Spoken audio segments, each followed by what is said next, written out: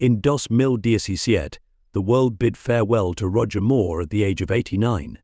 Known for portraying the iconic character James Bond, 007, Moore holds the record for the longest tenure as Bond, with over 5,000 filming days. His daughter, actress Deborah Moore, paints a captivating portrait of her father's life, revealing both his exemplary paternal qualities and well-guarded secrets. But what lies beneath the surface of this legendary actor? Join us in today's video as we delve into the untold story of Roger Moore, as unveiled by his daughter. In the twilight of his life, Moore grappled with cancer, yet he faced his illness with remarkable grace and resilience. To his loved ones, he remained the epitome of style, even in his final days. Deborah fondly recalls a moment when, amidst his hospitalization, her father cheekily winked at a nurse, a testament to his enduring charm and spirit. Throughout his career, Moore starred in 7 James Bond films, becoming synonymous with the suave secret agent. Despite the immense fame associated with the role, Deborah reflects that her father never allowed it to overshadow his role as a family man. For Roger, family always took precedence, and he left behind the glitz and glamour when he returned home. Deborah reminisces, he often brought us to the studio, ensuring we remained close by, as he cherished every moment with his children. During extended breaks from school, Moore even arranged for a tutor to accompany the family on film sets, fostering a warm, familial environment amidst the hustle and bustle of production. Among the cherished memories, Deborah fondly recalls their time in Jamaica, a rare and unforgettable experience that epitomized Moore's commitment to creating lasting family bonds amidst his illustrious career. Deborah's journey in the world of acting began alongside her father, Roger, as they frequented the studio together. Sharing the screen with him in several James Bond films, Deborah's career blossomed under her father's guidance. Yet, when the camera stopped rolling, Roger's focus shifted entirely to his children. His favorite pastime? Swimming with his kids, imparting invaluable life lessons while fostering bonds of kindness and compassion. Beyond the silver screen, Roger was deeply committed to philanthropy, particularly through his involvement with the UNICEF Fund. In 2002, he orchestrated a James Bond-themed auction, generously donating $1 million of the proceeds to UNICEF. Deborah fondly recalls her father's unwavering dedication to nurturing his children's characters. She witnessed countless instances of Roger graciously posing for photos with adoring fans, never once showing impatience or disdain. His mantra to her was simple yet profound: gratitude and kindness are effortless, my child, but cruelty is unforgivable. To Deborah, her father embodied goodness in its purest form. Since his passing, there have been moments when she's felt his presence so strongly that she's reached for the phone, only to be met with silence, a poignant reminder of his absence. Yet, his legacy of love and kindness continues to shape her life, a testament to the extraordinary man he was. But Deborah proudly said, "All my life has passed. I have been at peace in my father's arms. I told him many times that I wanted bad things to happen to me before my father because I couldn't imagine my world without him." When asked what kind of person she wanted people to remember her father, Deborah said, "I think he wants people to remember that he tried his best, with the desire to help make this world better every day, to see more smiles." Roger Moore, renowned globally as the mastermind behind the enigmatic superspy James Bond, stepped into the limelight after Sean Connery, but Moore's narrative transcends the realm of 007. Emerging from humble beginnings as a working-class lad to attaining status as a revered international movie icon, Moore's life unfolded as an epic saga, replete with romance, humanitarian endeavors, and cinematic triumphs. Behind the lens, Moore's existence surged with a richness surpassing even the grandeur of his on-screen persona, offering a tapestry woven with intrigues, both familial and professional. Born on the 14th of October, 1927, to Lillian and George Alfred Moore, baby Roger commenced his journey in the snug environs of Stockton, London. His father a constable and his mother a homemaker, herself the offspring of a military officer, imbued young Roger with values of resilience and resourcefulness. the singular offspring of his parents, Roger's childhood fantasies never dared to envision the luminosity of stardom. From tender years, Moore harbored an ardor for the magic of cinema. Thus, when fate extended an offer at the tender age of 16, beckoning him into the realm of animation as an apprentice cartoonist, Moore embraced the opportunity with unbridled enthusiasm. Amidst the backdrop of artistic initiation, Moore grappled with the rudiments of the craft, navigating a labyrinth of mundane tasks and menial errands, all the while absorbing the essence of the animator's trade. However, destiny ordained that Moore's destiny lay elsewhere. Bound by the constraints inherent to apprenticeship, Moore encountered a pivotal juncture when an inadvertent blunder led to the ruin of precious animation cells, sealing his fate with the animation company's swift dismissal. Yet, as the adage dictates, every cloud harbors a silver lining. A twist of serendipity, in the form of an audacious burglary at the abode of esteemed director Brian Desmond Hurst, ushered Moore onto the path of show business. Tasked with investigating the burglary, Moore's father, a stalwart constable, seized the moment to advocate for his son's aspirations. Persuasion wove its spell, and Moore found himself on the cusp of opportunity. Thus, courtesy of his father's intervention, Moore stood before Hurst, who extended an invitation for Moore to partake in his cinematic endeavor, Caesar and Cleopatra as a mere extra. With alacrity, Moore embraced the chance, catapulting himself into the mesmerizing realm of celluloid, thus marking the inception of a remarkable odyssey, punctuated by indelible impressions. Roger Moore became a captivating presence on the set of Caesar and Cleopatra, standing tall at 6'A", with a cascade of golden hair and piercing blue eyes. Moore epitomized the quintessential heartthrob. Swiftly garnering a devoted following of admirers among the fairer sex, Moore found himself enveloped in a halo of adoration that trailed him off-screen. For an aspiring actor, such adulation is the epitome of aspiration. Witnessing Moore's burgeoning popularity, director Hurst seized the opportunity to sponsor Moore's enrollment at the esteemed Royal Academy of Dramatic Arts. It was a dream actualized, yet the Royal Academy of Dramatic Arts would mold Moore's destiny in unforeseen ways. At the Royal Academy of Dramatic Arts, Moore honed the skills requisite for his future portrayal of 007. He mastered the art of the transatlantic accent and cultivated the suave demeanor that would captivate audiences worldwide. Moreover, amidst the hallowed halls of RADA, Moore forged friendships that would prove instrumental in his career, none more significant than his bond with Lois Maxwell, the future leading lady of Bond films. However, Maxwell wasn't the sole muse to captivate Moore's attention at the Royal Academy of Dramatic Arts.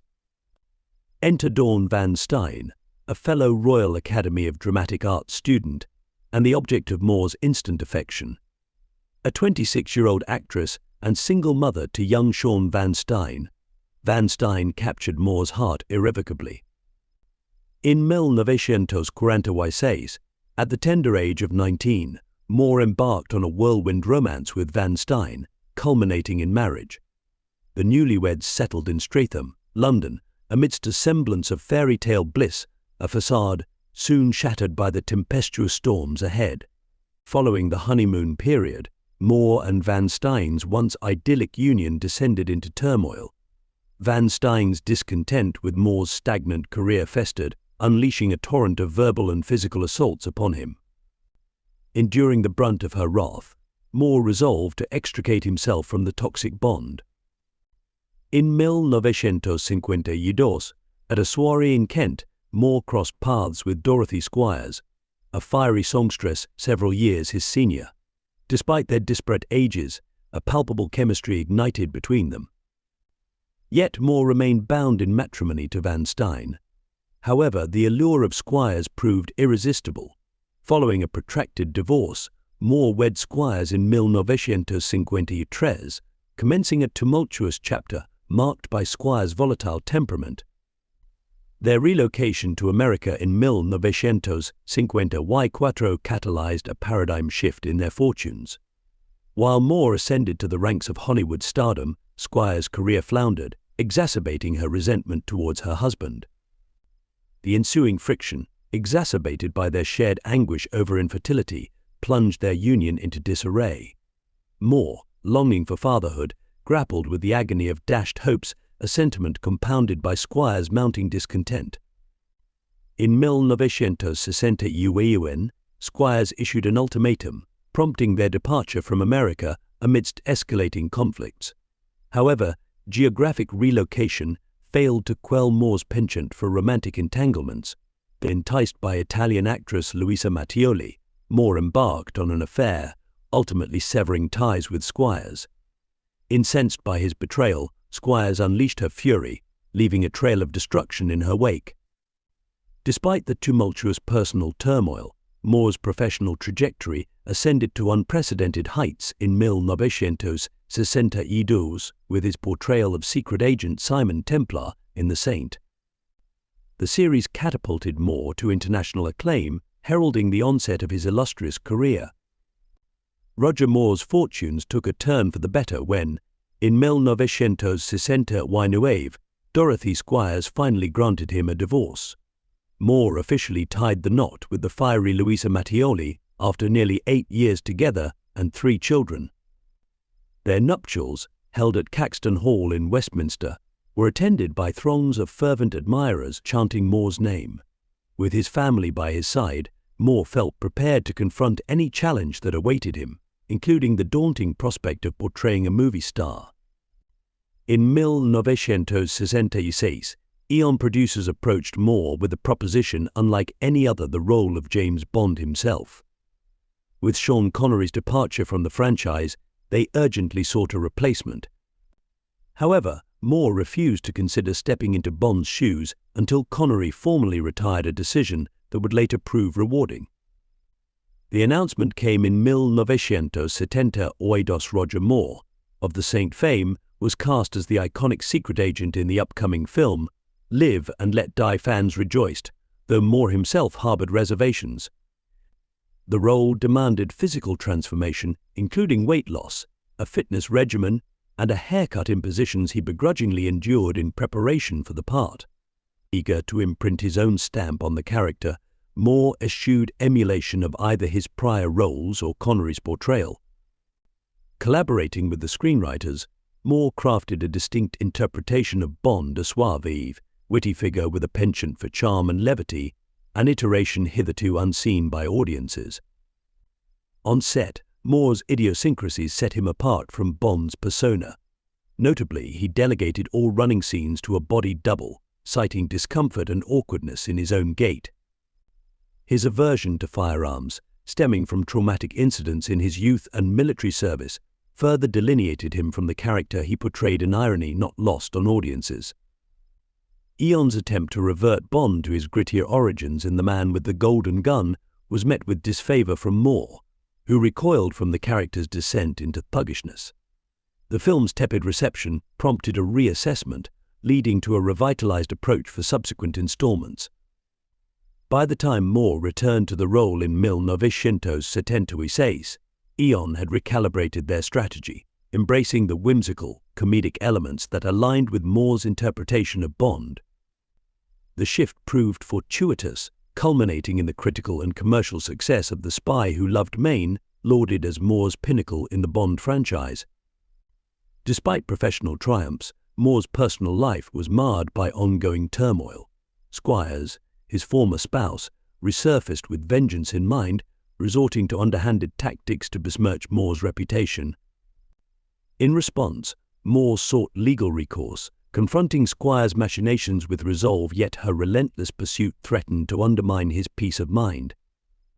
Amidst his tenure as Bond, Roger Moore encountered a slew of health challenges that frequently disrupted production. During the filming of Moonraker, his fourth Bond installment, Moore was unexpectedly struck by excruciating pain. A kidney stone rendered him incapacitated, preventing his presence on set in Rio.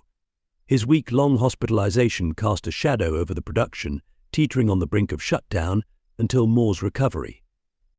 Moore's most harrowing Bond moment unfolded during the filming of For Your Eyes Only in Greece. Confronted with a vertiginous cliffside climb, Moore, plagued by vertigo, resorted to tranquilizers and liquid courage to navigate the perilous ascent. His triumph atop the precipice was a testament to his resolve. By his fifth outing as Bond in novecientos UN, Moore contemplated bidding adieu to the iconic role. Despite reluctance, Moore relented under producers' entreaties, particularly amidst competition from Warner Bros.' non-canonical Bond production starring Sean Connery. Thus, Octopussy emerged triumphant over Never Say Never Again. Returning to the role at 57 for his seventh Bond film, A View to a Kill, Moore grappled with reservations. The film's heightened brutality and discord with co-star Grace Jones marred Moore's experience, culminating in his aversion to the production. By 1985, Moore resolved to retire from the Bond mantle, a decision cemented prior to A View to a Kill release. His departure heralded the end of an era, paving the way for a new chapter in Moore's storied career. Following his farewell to Bond, Moore embarked on a hiatus from the silver screen, save for select appearances and voice roles. It was during this period that Moore forged a profound bond with Audrey Hepburn, whose humanitarian endeavors inspired Moore's own commitment to UNICEF. In 1988, Moore's dedication to UNICEF earned him the prestigious appointment as Goodwill Ambassador, marking the inception of a lifelong crusade for children's welfare. Knighted by the Queen in 1999 for his philanthropic endeavors, Moore's humanitarian legacy surpassed his cinematic acclaim. However, Moore's personal life was marred by turmoil, notably his battle with prostate cancer and the dissolution of his marriage to Louisa Mattioli in favor of Christina Kiki Tolstrup. Mattioli's acrimonious memoir, Nothing Lasts Forever, laid bare the anguish of betrayal, underscoring the tumultuous aftermath of Moore's decision. Despite the fallout, Moore remained resolute in his devotion to Tolstrup, forging a tranquil partnership marked by mutual understanding and support. Their enduring love weathered the storm of public scrutiny, a testament to Moore's unwavering pursuit of happiness in the twilight of his life. In the midst of personal turmoil, Roger Moore maintained a dignified silence, refraining from public retorts to Louisa Mattioli's harsh criticisms. His primary concern was shielding his children from the fallout of their parental discord, recognizing Mattioli's role as their mother.